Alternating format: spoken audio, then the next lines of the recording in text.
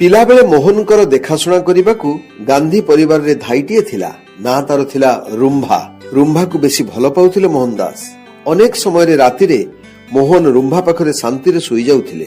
ରୁମ୍ଭା ମୋହନ ଦାସଙ୍କୁ ରାମାୟଣ କଥା କହୁଥିଲା। ରାମ, ସୀତା, ହନୁମାନ, ଲକ୍ଷ୍ମଣ, ଲବ, କୁଶ କଥା। ଶ୍ରବଣ କୁମାରର ପିତାମାତାଙ୍କ ସେବା ଏବଂ ରାଜା ହରିଶ୍ଚନ୍ଦ୍ରଙ୍କ କାହାଣୀ ଗାନ୍ଧୀଙ୍କୁ ଖୁବ ଭଲ ଲାଗୁଥିଲା। ରାମଙ୍କୁ ଭକ୍ତି କଲେ ଯେ ରାମ ସବୁ ବିପଦରୁ ରକ୍ଷା କରିଦେବେ ରୁମ୍ଭା ବୁଝାଉଥିଲା। ରୁମ୍ଭା ଏକଥା ବି କହୁଥିଲା, ପିତାଙ୍କ ସତ୍ୟ ପାଳନ କରିବାକୁ ରାମ ବନକୁ ଯାଇଥିଲେ। ମୋହନଙ୍କ ପାଇଁ ତାଙ୍କ ଜୀବନରେ ଆଦର୍ଶ ଭାବେ ଦୁଇଟି ବଳିଷ୍ଠ ବ୍ୟକ୍ତିତ୍ୱ ଥିଲେ। ଜଣେ ଥିଲେ ପୁରୁଷୋତ୍ତମ ଶ୍ରୀରାମ ଏବଂ ଅନ୍ୟ ଜଣେ ଥିଲେ ତାଙ୍କ ପିତା କାବା ଗାନ୍ଧୀ।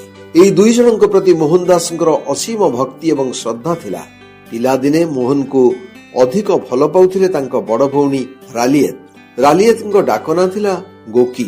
ପ୍ରତିଦିନ ଉପରବେଳା ରାଲିଏତ ଶିଶୁ ମୋହନକୁ ବାହାରକୁ ବୁଲେଇ ନେଉଥିଲେ। ଗାଈ, ମଇଁଷି, ଘୋଡା, ବିଲେଇ, କୁକୁର ଦେଖାଉଥିଲେ। କୁକୁରର କାନ ସହ ଖେଳିବାକୁ ମୋହନଙ୍କର ବେଶୀ ଆଗ୍ରହ ବି ଥିଲା। ଏଥିପାଇଁ ସେ ବେଳେ ବେଳେ ଜିଦ୍ ଧରୁଥିଲେ।